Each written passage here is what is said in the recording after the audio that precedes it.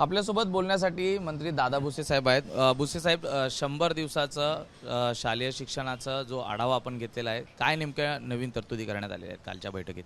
काल महाराष्ट्राचे मुख्यमंत्री माननीय देवेंद्रजी फडणवीस साहेब यांनी वेगवेगळ्या विभागांचं 100 दिवसाचा कालबद्ध कार्यक्रम याचा आढावा घेतला. त्याच्यामध्ये शालेय शिक्षण विभागाचाही मुख्यमंत्री महोदयांनी आढावा घेतला. येणाऱ्या 100 दिवसांमध्ये शालेय शिक्षण विभागाच्या माध्यमातून आपल्या राज्याचं जे राज्यगीत आहे, गरजा महाराष्ट्र माझा, राष्ट्रगीताच्या नंतर राज्यगीत गाणं हे कंपल्सरी आहे. परंतु बऱ्याच ठिकाणी असं पण सूचना आल्या की तिकडे ते गायलं जात नाही. सर्व माध्यमांच्या शाळेमध्ये गरजा महाराष्ट्र माझा हे राज्यगीत गाणं हे बंधनकारक आणि त्याची प्रभावी अंमलबजावणी करणं. प्रायव्हेटपासून म्हणजे खाजगींपासून सर्व शाळांमध्ये सर्व माध्यमांच्या शाळांमध्ये हे राज्यगीत गाणं बंधनकारक आहे, अनिवार्य आहे. त्याप्रमाणे त्याची अंमलबजावणी केली जाईल. मराठी भाषा हा विषय प्रत्येक शाळेमध्ये शिकवणं हे बंधनकारक आहे. त्याची पण प्रभावी अंमलबजावणी केली जाईल. प्रत्येक शाळेचा परिसर हा स्वच्छ असला पाहिजे. त्या परिसरामध्ये विद्यार्थ्यांच्यासाठी पिण्याचं पाणी, स्वच्छतागृह याचं प्रभावी अंमलबजावणी संपूर्ण महाराष्ट्रामध्ये त्या ठिकाणी ऑलरेडी आहेत, परंतु परत एकदा ते व्यवस्थित करणं हा एक ड्राईव्ह संपूर्ण राज्यात केला जाईल. शालेय शिक्षण मंत्र्याच्यापासून तर आमच्या केंद्र प्रमुखापर्यंत प्रत्येकजण जास्तीत जास्त शाळेंना भेटी देऊन तिथलं पाहणी करणं आणि आपल्याला जे काही अपेक्षित आहे की पहिलीच्या विद्यार्थ्याला साधारणपणे अंकांचं माहिती प्राथमिक पातळीवरचं ज्ञान मिळालं पाहिजे. क ख ग घ ABCD याचं प्राथमिक ज्ञान. दुसऱ्या तिसरीमध्ये ते वाचन करता आलं पाहिजे, लिखाण करता आलं पाहिजे. या दृष्टिकोनातनं आढावा घेतला जाईल. आणि माननीय मुख्यमंत्री महोदयांनी तर अतिशय उत्स्फूर्तपणे सांगितलं की येणाऱ्या शैक्षणिक वर्षाचं विद्यार्थ्यांचं स्वागत म्हणजे प्रत्येक लोकप्रतिनिधीने करायचं.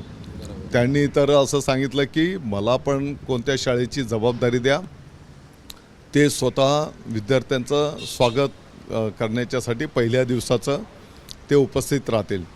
तर येणाऱ्या शैक्षणिक वर्षाच्या पार्श्वभूमीवर संपूर्ण राज्यामध्ये विभाग जरी वेगवेगळे असले तरी प्रत्येक अधिकारी महोदय, प्रत्येक लोकप्रतिनिधी त्या शाळेंमध्ये विद्यार्थ्यांचं, आमच्या चिमुरड्यांचं स्वागत करायला तिथं उपस्थित राहतील. एकंदरीत काय तर संवाद वाढवण्यावर आणि जनतेचा सहभाग वाढवण्यावर विभागाचा त्या ठिकाणी फोकस राहील.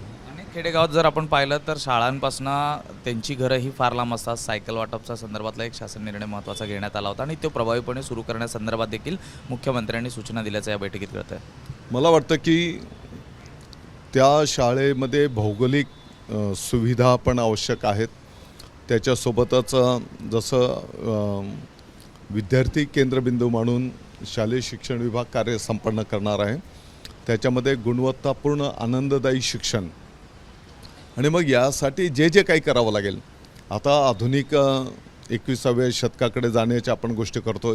माध्यमांचा विषय आहे, तर त्या तंत्रज्ञानासह जमिनीशी नाळ पण तुटणार नाही याची पण काळजी आपण त्या ठिकाणी घेणार आहोत. आणि उद्याचा भारताचा तो नागरिक घडवताना त्याच्यामध्ये देशप्रेम या सर्व गोष्टी, छोटे छोटे विषय त्या वर्गवाईज त्याचं एक आपण बोलतो की प्राथमिक माहिती ज्ञान. आता कृषी विषय आहे तर अगदी 5वी-6वीच्या पुढे त्याचंही प्राथमिक ज्ञान कसं देता येईल. आणि या वर्षामध्ये आम्ही पुढच्या वर्षापासून CBSE पॅटर्नचं चांगल्या गोष्टी आपल्या मराठी पॅटर्नमध्ये पण आपण सहभागी करण्याचं म्हणजे पूर्ण त्याचं नियोजन झालेलं आहे. त्याची अंमलबजावणी पुढच्या वर्षाच्या म्हणजे 26-27 25-26ला, कारण आपले शिक्षकांना पण ते प्रशिक्षण द्यावं लागणार आहे, अभ्यासक्रम बदलणार आहे, तर एकदम सर्व सडन चेंज होऊ शकणार नाही आणि म्हणून त्याची ह्या वर्षभर आम्ही पूर्वतयारी करणार.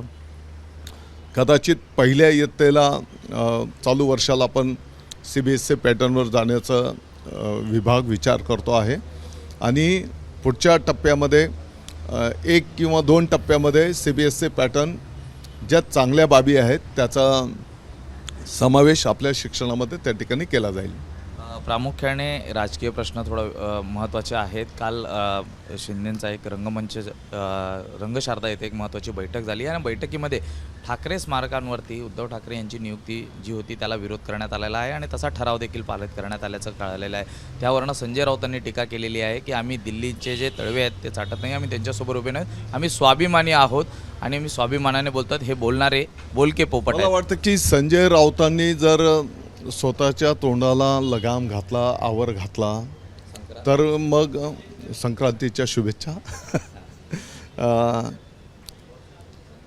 तर कोण समोरून पण कोण असं बोलणार नाही, परंतु त्यांची दररोजची जी पोपटपंची असते त्याच्यामुळे त्यांना अशा प्रतिक्रियांना सामोरं जावं लागतं आहे. आणि प्रामुख्याने राहिला विषय तर हिंदू हृदय सम्राट शिवसेना प्रमुख माननीय बाळासाहेब ठाकरे हे कोणा एका व्यक्तीचे, एका कुटुंबाचे नाहीत, ते संपूर्ण महाराष्ट्राचे मराठी माणसांचे हिंदुत्वाचे दैवत आहेत आणि म्हणून त्यांच्यावर सर्वांचा अधिकार आहे. एका कुटुंबाचा, एका व्यक्तीचा त्यांच्यावर अधिकार नाही. कदाचित ते रक्ताचं नातं म्हणून कोण त्यांचे वारसदार असतील, परंतु विचारांचे वारसदार हे संपूर्ण राज्य आहे. लाखो करोडो शिवसैनिक त्यांचे वारसदार आहेत. महत्त्वाचा प्रश्न हा देखील आहे. शिक्षणाचे एवढी चांगली माहिती दिली ते तुम्ही दाखवणार नाही आणि हे तुम्ही दाखवणार. प्रामुख्याने सर एक महत्त्वाचा प्रश्न असा देखील आहे, हा ठराव प्रस्ताव करताना त्याची नाही, अपूर्ण माहिती घेण्यात आली होती. खरं तर आत्ता उद्धव ठाकरे त्या ठिकाणी अध्यक्षस्थानी नाही आहेत, आदित्य ठाकरे आहेत. मला या संदर्भातली सविस्तर माहिती नाही. मला वाटतं की मी माहिती घेऊन त्या विषयावर बोलेन. शक्तीस्थळाला देखील देवेंद्र फडणवीसांनी हिरवा कंदील दिलेला आहे. हे होते दादा भुसे ज्यांनी या ठिकाणी संजय राऊतांनी आता या विषयावरती अधिक बोलणं कमी करायला हवं असं स्पष्टपणे म्हटलेलं आहे. आणि विचारांचे वारसदार आम्हीच आहोत, रक्ताचे वारसदार जरी ते असले तरी विचारांचे वारसदार असे आम्हीच आहोत असं देखील स्पष्ट केलेलं आहे. व्हिडिओ जर्नलिस्ट जयस्वालसह मी सूरज सावंत, ABP माझा. ABP माझा, उघडा डोळे बघा नीट.